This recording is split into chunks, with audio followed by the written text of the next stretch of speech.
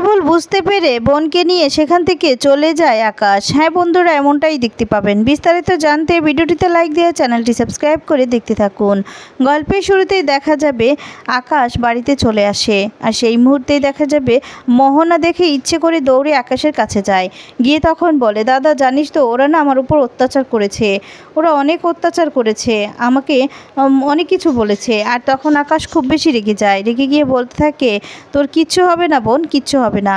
এই রয় পরিবারকে এক এক করে আমি শেষ করব, নিজের হাতে শেষ করব, তার আগে আমি একজনকে শেষ করব। আর তখন বলতে থাকে, আপনারা কি করেছেন আমার বোনের সাথে, কি করেছেন? তখন আকাশের মানে আদ্রিতের বাবা বলছে, আমরা তোমার বোনের সাথে কিছুই করিনি, কিছুই না। আমরা অত্যাচার করেছি না, ও আমাদের উপর অত্যাচার করেছে। আমাদেরকে এতদিন ধরে অনেক কিছু করেছে, যেটা সহ্য করার মতো নয়। আর তখন আরও অনেক কথাই আকাশ বলতে থাকে। তখনই দেখা যাবে শুভলক্ষ্মী বলতে থাকে, শুনুন, আপনার বোনের কথা শোনার আগে না আমার কিছু কথা আপনাকে শুনতে হবে, তারপর বিচার করবেন, বুঝতে পেরেছেন? আপনার বোন যে কি করেছে। আর তখন বলতে থাকে, আপনার বোন কি করেছে জানেন? আপনার বোন আমাদের সবাইকে ঠকিয়েছে, আমাদের প্রত্যেককে ঠকিয়েছে। আর তখন বলবো, আমার বোন ঠকিয়েছে তো এই লোকটাকে আমি ছাড়বো না, কিছুতেই ছাড়বো না। এই বলে নিজের পকেট থেকে পিস্তলটা বের করে আদ্রিতের দিকে ধরে রাখে, আদ্রিতকে মারার চেষ্টা করতে থাকে। আর বলতে থাকে, ওকে আমি ছাড়বো না, আগে ওকে শেষ করব, তারপর পুরো পরিবারটাকে শেষ করে দিবে। এরপর দেখা যাবে এদিকে শুভ সবটা দেখে তো অবাক হয়ে যায়। এদিকে সবাই তখন কাঁদতে থাকে আর বলে, এটা করতে পারো না। তখন আদ্রিতের বাবা বলে, বাবা তুমি আমার কথাটা শোনো, তুমি না এটা করতে পারো না। আর এদিকে দেখা যাবে সৌমিত, ঋদ্ধি, ওরা সবাই বলতে থাকে, লেগে যাবে তো দাবাই, সাবধানে সাবধানে, আপনি এটা কি করছেন? হ্যাঁ, আপনি কি আমার দাবাইকে মেরে ফেলবেন, গুলি করবেন, এই সমস্ত বলতে থাকে। আর তখনই দেখা যাবে সেখানে শুভলক্ষ্মী যায়। শুভলক্ষ্মী গিয়ে আদ্রিতের সামনে গিয়ে দাঁড়ায় আর বলে, ওকে করার আগে না আমার মুখোমুখি হতে হবে আপনাকে, বুঝতে পেরেছেন? আপনার বোন কি করেছে, যেই জঘন্য কাজটা করেছে, সেই সমস্ত বিচার না করে আপনি এসেছেন আমাদের বিচার করতে। আচ্ছা, কি বিচার আপনার করুন তো, নিন, গুলি করবেন তো করুন গুলি। এই বলে দেখা যাবে পিস্তলটা নিজের কপালে ঠেকিয়ে নেয়, আকাশও ধরে রাখে। আর তখন এদিকে কাঁদতে থাকে সবাই। তখন দেখা যাবে ঠাম্মি বলতে থাকে, শুভ লেগে যাবে তো তোর, কি করছিস তুই? এদিকে তখন সবাই একই কথা বলতে থাকে আর কাঁদতে থাকে। আর তখন দেখা যাবে ডোনা একটু কে থাকে চুপ করে। আর তখন দেখা যাবে শুভ বলতে থাকে, কি হলো, গুলি চালাবেন তো, গুলি নিন, চালিয়ে দেন। আর তখন এদিকে কাঁদতে থাকে মোহনা বলে, জানিস তো দাদা ভাই, ওরা আমার সাথে কি করেছে? এই শুভলক্ষ্মী আমাকে ঠকিয়েছে, আমাকে মিথ্যাবাদী প্রমাণ করে সবার কাছ থেকে অপমানিত হতে হয়েছে। আর তখন বলে, তোর আর কিচ্ছু হবে না, তোকে কেউ কিছু করতে পারবে না। এই বলে মোহনাকে বুকে জড়িয়ে নেয়।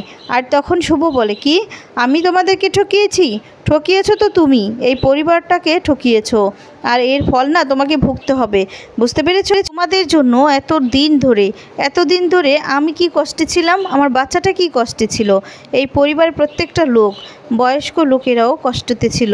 আর তুমি কি না এই সমস্ত কথা বলছো? শুভর মাথায় যখন পিস্তলটা ধরে রাখে আর শুভ যখন কথায় মগ্ন থাকে আকাশের সাথে, তখন আদ্রিত মনে মনে ভাবতে থাকে, এই সুযোগ, এখনই ওকে পিস্তলটা সরিয়ে ফেলতে হবে। এই বলে দেখা যাবে পিস্তলটা নিয়ে জোর জবরদস্তি করতে থাকে। আর তখন আকাশও কিছুতেই ছাড়তে চায় না। দুজনে মিলে খুব জোরাজুরি করতে থাকলে হঠাৎ করেই দেখা যাবে আকাশের পিস্তল থেকে গুলিটা বেরিয়ে যায়। আর তখন সেই গুলিটা একটা কাচের মধ্যে গিয়ে লাগে। আর শুভদিকে ভয় পেয়ে অজ্ঞান হয়ে যায়, মাথাটা ঘুরে যায়। আর তখন শুভকে নিয়ে সবাই চিৎকার করে ডাকতে থাকে। সবাই হয়তো ভেবেই নিয়েছিল যে হয়তো বা শুভ শরীরেই লেগেছে। তখন শুভ বলে, আসলে মাথাটা ঘুরে গিয়েছিল। আর এদিকে তখন চুপ করে দাঁড়িয়ে থাকে আর বলতে থাকে, কি করতে চাইছো কি ভাই বোন মিলে? হ্যাঁ, কি করতে চাইছো? ভাগ্যিস গুলিটা কাচের উপর লেগেছিল, নয়তো আজকে কি হতো। এদিকে আদ্রিত খুব বেশি রেগে যায় আর বলে, মা তুমি একটু শুভকে সামলাও। এ কথা বলে দেখা যাবে আকাশের কাছে যায়। গিয়ে তখন আকাশের কলার চেপে ধরে আকাশকে মারধর করতে থাকে। এরপর আকাশও মারধর করতে থাকে। দুজনে মিলে খুব মারপিট শুরু হয়ে যায়। তখন সৌমিত, ঋদ্ধি সবাই মিলে এক এক করে এগিয়ে যায় আদ্রিতকে সাহায্য করবে বলে, আকাশকে মারবে বলে। আর তখন আকাশকে মারতে যায়। এরপর থামিয়ে দিকে ওদেরকে থামিয়ে দেয়। আর তখন আদ্রিত আর আকাশ দুজনেই একাই মারপিট করতে থাকে। আর এদিকে দেখা যাবে মোহনার মা আসতে থাকে। মোহনার মা সবটাই শুনেছে। মোহনার মা তো আগে থেকেই জানতো যে ওরা দুই ভাই বোন অনেক ক্ষেপে আছে। এদিকে আদ্রিতের মা বলছে, কি করছোটা কি তোমরা? ছাখনি আকাশের মা ছুটে এসে বলতে থাকে, কি করছিসটা কি? হ্যাঁ, কি করছিস তোরা ভাই বোন মিলে কি পাগল হয়ে গিয়েছিস? এ কথা বললে আর তখন বলে, মা তুমি এখানে? এরপর বলে, হ্যাঁ আমি এখানে আসতে বাধ্য হলাম। তখন বলে, তুমি এখানে এসেছো কেন? সরে যাও তুমি। এই বলে আবার আদ্রিতকে মারতে যাবে, তখন বলে, তোকে আমার দিব্যি দিলাম, তুই কিছুই করবি না, আর একটা টাচও করবি না, তোকে আমার দিব্যি দিয়েছি। আর তখন বলে, এই লোকটা আমার বোনকে ঠকিয়েছে, তুমি ওকে ছেড়ে দিতে বলছো? তখন বলে, দেখ তোরা দুই ভাই বোন যেই কাণ্ডটা শুরু করেছিস, বুঝতে পেরেছিস? আর তখন বলে, আপনার বোনকে জিজ্ঞেস করুন না যে আপনার বোন কি করেছে, কাণ্ডটা কে শুরু করেছে। আপনার বোন মিথ্যের আশ্রয় নিয়ে এতটা দিন এই বাড়িতে ছিল, কি করেছে জিজ্ঞেস করুন আগে আপনার বোনকে, তারপর নয় বলবেন। তখন মোহনাকে জিজ্ঞেস করে যে, মোহনা ওরা কি বলছে, মা কি বলছে, শুভলক্ষ্মী কি বলছে, তুই নাকি মিথ্যে বলছিস, কি মিথ্যে বলছিস? তখন বলে, দাবাই বিশ্বাস কর আমি কিচ্ছু মিথ্যে বলছি না, আমাকে মিথ্যে প্রমাণ করার চেষ্টা করছে এই শুভলক্ষ্মী। আর তখন বলে, আমি মিথ্যে প্রমাণ চেষ্টা করছি, আচ্ছা ঠিক আছে। এরপর দেখা যাবে মিথ্যে রিপোর্টগুলো আকাশের মুখে ছুঁড়ে মারে শুভলক্ষ্মী। মেরে তখন বলে, আপনার মনে আছে একদিন আপনি মোহনার প্রেগনেন্সি রিপোর্টটাই নিয়ে এভাবেই ছুঁড়ে মেরেছিলেন, আজকে আমি মিথ্যে রিপোর্টটাই নিয়ে আপনাকে ছুঁড়ে মারলাম। এবার দেখুন স্পষ্টভাবে লেখা আছে, পড়ুন নিজেই যে এই রিপোর্টটা কিসের। আর তখনই রিপোর্টটা হাতে নেয়, নিয়ে তখন দেখতে পায় যে আসলে মোহনা প্রেগনেন্ট নই। এটা দেখে তো আকাশ চমকে যায়, অবাক হয়ে যায়। আর তখন বলে, আপনার বোনের বন্ধু ওই যে দৈমন্তী ডক্টর, ওকে তো ডক্টর বলতে ঘৃণা হয়, ডক্টর নামে তো মহিলাটা জঘন্য, কলঙ্ক। আর তখন বলতে থাকে, ওই নাকি ওকে মিথ্যে রিপোর্ট বানিয়ে দিয়েছে ওর বান্ধবী দেখে। বুঝতে পারছেন তো আপনার বোন কতটা অপরাধ করেছে? তখন আর আকাশ কিছুই বলতে পারে না। শুভ মিথ্যেটা প্রমাণ করে দেয়, আর মোহনা মিথ্যে ঢাকার জন্য অনেক কিছু বলতে থাকে। মোহনার কথা আর কেউ শোনে না। আর তখন বলতে থাকে, আমি যা করেছি দাবাই সবটাই আমি আয়ানকে ভালোবেসে করেছি, আয়ানকে তো ভালোবাসি আমি। আর তখন আয়ান বলে, চুপ করো, তুমি চুপ করো, আর তুমি একটা কথা শুনে রাখো, আমি না আয়ান নই, আমি আদ্রিত রয়, বুঝতে পেরেছো? আর না তোমাকে আগে জানতাম, আমি সবসময় তোমাকে বন্ধু ভেবেই ভাবতাম, কিন্তু এখন না তোমাকে বন্ধু বলতেও আমার ঘেন্না করছে। বন্ধু নামে তুমি কলঙ্ক, বন্ধু হতেই পারো না। তোমার জন্য আমরা কতটা কষ্ট পেয়েছি বলো তো, আমার স্ত্রী শুভলক্ষ্মী কতটা কষ্ট পেয়েছে। আর সবাই মিলে তখন বলতে থাকে যে ওদেরকে তো পুলিশের হাতে তুলে দেওয়া উচিত, এক্ষুনি পুলিশকে ফোন করো। কেন ফোন করছো না বলো তো? তখন সবাই বলে, হ্যাঁ মেজুকাম্মা এদিকে বলতে থাকে, হ্যাঁ পুলিশই দিতে হবে, এক্ষুনি ফোন কর রিদ্ধি, এক্ষুনি ফোন কর। আর তখনই দেখা যাবে ফোন করতে যাওয়ার আগে এদিকে আকাশ সেনের মা নিজেদের মেয়ে ছেলেদের ভুলটা বুঝতে পেরে বলতে থাকে যে, ক্ষমা করে দিন, এক মা তার সন্তানের জন্য হাত বিছিয়ে আপনাদের কাছে ক্ষমা চাইছে, প্লিজ তাদেরকে ক্ষমা করে দিন, পুলিশে ধরিয়ে দিলে ওদের জীবনটা নষ্ট হয়ে যাবে, সেটা তো আমি চাই না, বলুন। আর এই বলে শুভর কাছে যায়, গিয়ে তখন হাত জোর করে ক্ষমা চায়। আর এদিকে দেখা যাবে ইচ্ছে করেই মোহনা অজ্ঞান হওয়ার নাটক করতে থাকে, আর অজ্ঞান হয়ে সেখানে মাথা ঘুরিয়ে পড়ে যায়। আর বলে, আমার মেয়েটা শেষ হয়ে যাচ্ছে, কিসের জন্য যে এই সমস্ত মধ্যে জড়াচ্ছে সেটাই বুঝতে পারছি না।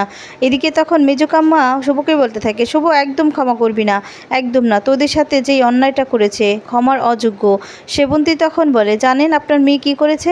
এর জন্য ছোট্ট শিশুটা তার মাকে ছাড়া থেকেছে, কতটা কষ্ট পেয়েছে, কতটা যন্ত্রণা পেয়েছে ভাবুন তো। আর ও কতটা কষ্ট পেয়েছে, ওর গর্ভে বাচ্চা, সেই বাচ্চা নিয়ে ও বাড়ি থেকে বেরিয়ে গিয়েছে। আর আমাদের পরিবারের সবাই, আমার বয়স্ক শ্বশুর শাশুড়ি মা, ওরা কতটা টেনশনে ছিল, কতটা কষ্টে ছিল। শুভ তুই একদম ক্ষমা করবি না। আর তখন শুভ বলতে থাকে, না, এক মায়ের কোল আমি এভাবে খালি করতে পারি না মা, তবে হ্যাঁ ক্ষমা করব, পুলিশের হাতে তুলে দেব না, কিন্তু আপনাকেও একটা কথা বলছি, এরপর থেকে যেন মোহনা এমনটার করার সুযোগ না পায়, তাহলে সেদিন কিন্তু আর ছাড়বো না। তখন বলে, না মা, এরকমটা আর হবে না, আমি ওদেরকে বোঝাবো। আর তখন এদিকে আকাশ সমস্ত কথা শুনেই অবাক হয়, কারণ তার মুখটা তো আর কোথাও থাকে না।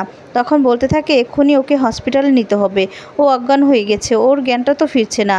আর সেই মুহূর্তে আকাশ কোলে করে হসপিটালে নিয়ে যেতে থাকে। আর তখনই এদিকে দেখা যাবে মনে মনে একটা খুলে মোহনা বলতে থাকে যে, তুমি কি ভেবেছো শুভলক্ষ্মী, তোমার জীবন থেকে আমি চলে গিয়েছি? না, চলে যাইনি, আমি আবার ফিরে আসবো, তোমাদের জীবনটা আমি ধ্বংস করে দেব।